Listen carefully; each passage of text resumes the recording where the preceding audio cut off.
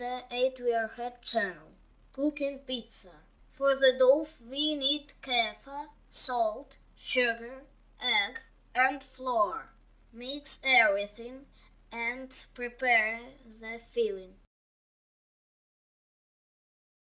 I have tomatoes, pickled cucumbers, sausage, olives, cheese.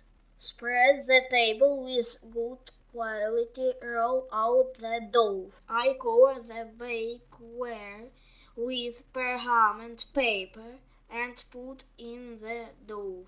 Add the filling and place it in the oven at a temperature of 118 degrees of 15-20 minutes.